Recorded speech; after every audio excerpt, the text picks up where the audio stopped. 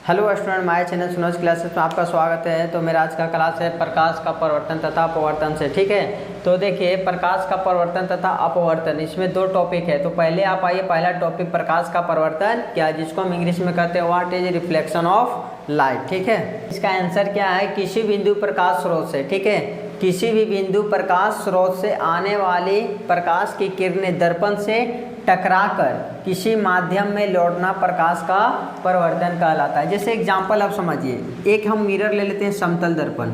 ठीक है, ये हमारा कौन सा दर्पण है, तो समतल दर्पण, जिसको हम इंग्लिश में कहते हैं हम प्लेन मिरर। तो क्या बोल रहा था, किसी भी बिंदु प्रकाश स्रोत से आने वाली प्रकाश की किरणें, यानी कि ये किरण आएगा, कोई भी प्रकाश स्रोत से किरण आएगा। ठीक है, किसी बिंदु प्रकाश स्रोत से, यहाँ क्या है, प्रकाश स्रोत से आ रहा किरण। ठीक है, किसी बिंदु प्रकाश स्रोत से आने वाली प्रकाश की किरणें, आने वाली प्रकाश की किरणें दर्पण से टकराकर, ये क्या हमारा दर्पण है, कौन सा दर्पण है, तो समतल दर्पण है, समतल दर्पण से टकराकर किसी माध्यम में लौटना। ये देखिए तिरछा है, तो ये भी किरण हमारा तिरछा ही जाएगा। ठीक है, किसी माध्यम में लौटना प्रकाश का परावर्तन होता है। ठीक है, ये किरण ये दर्पण से टकरा कर किसी माध्यम में लौट रहा, तो ये मेरा प्रकाश का परावर्तन हुआ। जैसे कोई भी वस्तु लिए, ठीक है, और ये प्रकाश का किरण इस पे आया, ये टकरा कर कोई भी माध्यम में नहीं लौटा, तो वो हमारा प्रकाश का परावर्तन नहीं हुआ। ठीक है, जो प्रकाश का रिफ्लेक्शन कर देगा वही मेरा प्रकाश का परावर्तन हुआ। ठीक है, किसी बिंदु प्रकाश स्रोत से आने वाली प्रकाश की किरणें दर्पण से टकराकर किसी माध्यम में लौटना, किसी माध्यम में लौट जाएगा, तो प्रकाश का परावर्तन कहलाता है। ठीक है, तो ये मेरा क्या कहलाता है, इसके बीचों बीच अभिलंब कहलाता है। ये इसका नाम क्या है, अभिलंब है, ये अभिलंब है। और ये आने वाला किरण को हम कहते हैं आपतित किरण। ठीक है, इस किरण को क्या कहते हैं हम, आपतित किरण।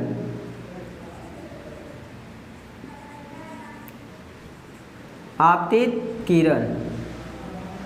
और टकरा कर वापस जाने वाला को कहते हैं परावर्तित किरण।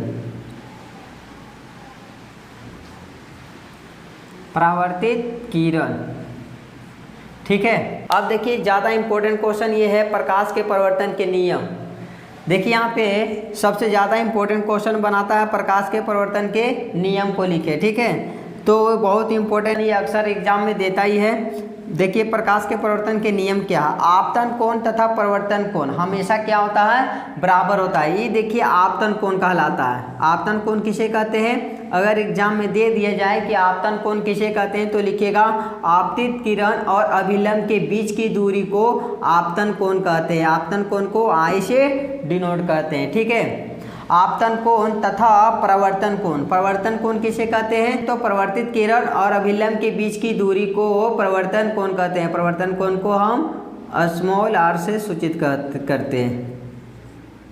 ठीक है, छोटा आर से डिनोट करते हैं। तो ये कहता है आपतन कोण तथा परावर्तन कोण हमेशा क्या होता है, बराबर होता है, जिसको आई और आर से सूचित किया जाता है। अगर ये 50 डिग्री का कोण बना रहा है, आपतन कोण कितना डिग्री, आपतन कोण अगर 50 डिग्री कोण बना रहा है, तो परावर्तन कोण भी कितना डिग्री बनाएगा, 50 डिग्री का ही कोण बनाएगा। ठीक है, एग्जाम में देता है अगर आपतन कोण का मान 60 डिग्री है, तो परावर्तन कोण का मान कितना डिग्री हो जाएगा, तो उसका भी कितना हो जाएगा, 60 डिग्री हो जाएगा। ठीक है, इससे बोलिएगा नहीं, हमेशा याद रखिएगा।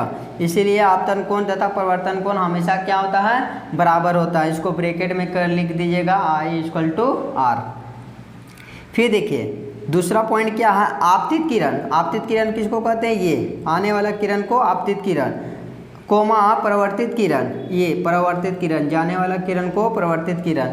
और आपतन बिंदु पर डाला गया लंब, आपतन बिंदु कौन होता है, ये हमारा आपतन बिंदु होता है। ठीक है, आपतन बिंदु पर डाला गया भी लंब डाला गया अभिलंब, तीनों एक ही समतल सतह में होती है। देखिए तीनों का तीनों कौन है, 1 2 3, तीनों का तीनों एक ही समतल सतह में होती है। ठीक है, ठीक है, समझ में आ गया प्रकाश का परावर्तन और प्रकाश के परावर्तन के नियम। अब आइए अपवर्तन किसे कहते हैं और अपवर्तन के नियम को लिखे। ठीक है, इसको आप लोग स्क्रीनशॉट ले लिए। अगर समझ में नहीं आ रहा तो हमें कमेंट करके बताइए।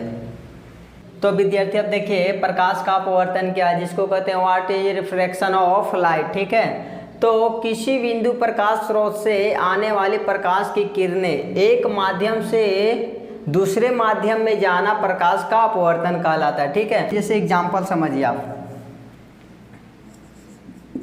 एग्जाम्पल देखिए, प्रकाश का अपवर्तन किसे कहते हैं। जैसे ये मेरा क्या हो गया, पानी हो गया। ठीक है,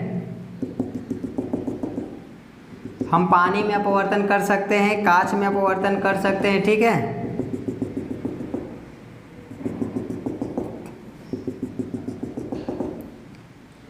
पानी कांच में हम अपवर्तन कर सकते हैं। तो ये देखिए, ये हमारा क्या हो गया, सूरज। तो यहाँ पे क्या बोल रहा था,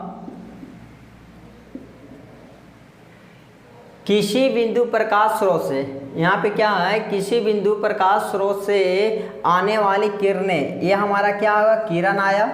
ठीक है, आने वाले प्रकाश की किरणें एक माध्यम से दूसरे माध्यम में जाना, एक माध्यम से दूसरे माध्यम में जाएगा, यहाँ पे परिवर्तन नहीं हो रहा। ठीक है, जाना प्रकाश का अपवर्तन कहलाता। अर्थात दूसरे माध्यम में, जो दूसरा माध्यम होगा, दूसरे माध्यम में पथ का दिशा में परिवर्तन हो जाता। ठीक है, वो सीधा नहीं जाएगा, जाने का था वही रास्ता में नहीं, लेकिन वो रास्ता में नहीं जाएगा, इसका क्या होगा, परिवर्तन हो जाएगा। ये थोड़ा सा इसकी ओर आधार की ओर मोड़ देगा। ठीक है, ये किरण ये आधार की ओर मोड़ देता है। क्योंकि ऐसा इसलिए होता है, क्योंकि प्रकाश में ऐसा इसलिए होता है क्योंकि प्रकाश का जो चाल है हवा में 3 × 10⁸ मीटर पर सेकेंड होता है। क्योंकि इसका स्पीड तो बहुत रफ्तार, इसलिए सीधा जाता है। ठीक है, लेकिन ये प्रकाश जब ये प्रकाश पानी में प्रवेश करता है तो इसका चाल क्या हो जाता है, कम हो जाता है। किसमें, पानी में प्रकाश का चाल कम हो जाता है। पानी में प्रकाश का चाल हो जाता है 3.25 × 10⁸ मीटर पर सेकेंड हो जाता है। किसमें, पानी में। ठीक है, पानी में क्या होता है, प्रकाश का चाल कम हो जाता है, जिसके वजह से क्या हो जाता है, वो सीधा जाने के बजाय वो अपने आधार की किरण थोड़ा सा वो मोड़ देता है। चाल होने के वजह से वो क्या हो जाता है, नीचे की ओर थोड़ा सा मुड़ जाता है। ठीक है, और ये देखिए, ये चाल किसका है, ये हवा में है। हवा में प्रकाश का चाल 3 × 10⁸ मीटर पर सेकेंड होता है, और ये पानी में। ठीक है, एग्जाम में कभी कभी पूछ देता है पानी में प्रकाश का चाल कितना होता है, तो पानी में प्रकाश का चाल होता है 2.25 × 10⁸ मीटर पर सेकेंड होता है। ठीक है, अगर कांच में पूछ दिया जाए तो कांच में कितना होता है, कांच में प्रकाश का चाल होता है 2 × 10⁸ मीटर पर सेकेंड होता है। ठीक है, कांच में पानी के वजह से भी उससे भी कम हो जाता है कांच में। ठीक है, सबसे कम होता है कांच में। ठीक है, कांच में कितना होता है, 2 × 10⁸ मीटर पर सेकेंड होता है। ठीक है, अब यहाँ पे देखिए, इसको नोट कर लीजिए, हम मिटा देते हैं। ठीक है,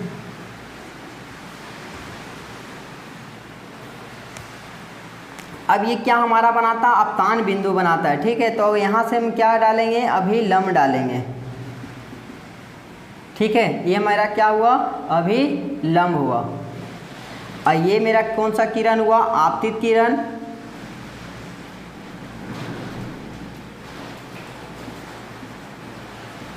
ये हमारा क्या हुआ, आपतित किरण, और ये हुआ आपका परावर्तित किरण। परावर्तित किरण। ठीक है, ये क्या हो गया, आपका लंब हुआ। ये आपका क्या हो गया, लंब हो गया। ठीक है, तो यहाँ पे देखिए, ये क्या हो गया, अभिलंब हुआ। ठीक है,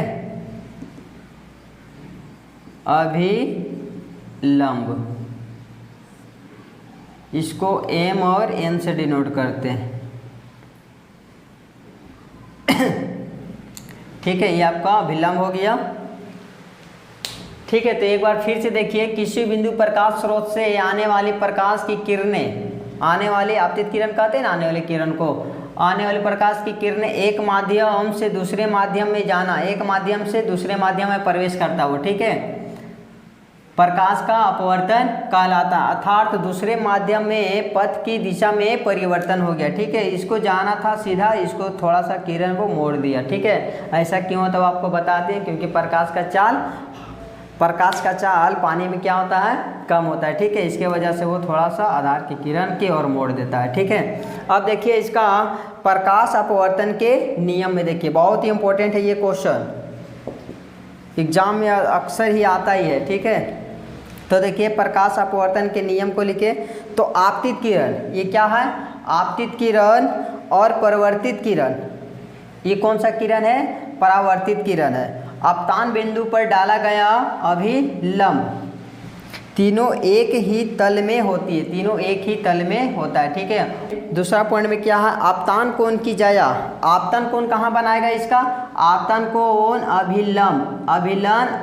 अभिलंब आपतन कोण किसे कहते हैं, आप लोग को बताएं ना, आपतन कोण किसे कहते हैं, अभिलंब और आपतित किरण के बीच की दूरी को हम आपतन कोण कहते हैं, आपतन कोण को आई से डिनोट करते हैं, और परावर्तन कोण किसे कहते हैं, अभिलंब हो गया, ये हो गया। ठीक है, आपतन कोण और परावर्तित किरण के बीच की दूरी को परावर्तन कोण कहते हैं, जिसको हम स्मॉल r से डिनोट करते हैं।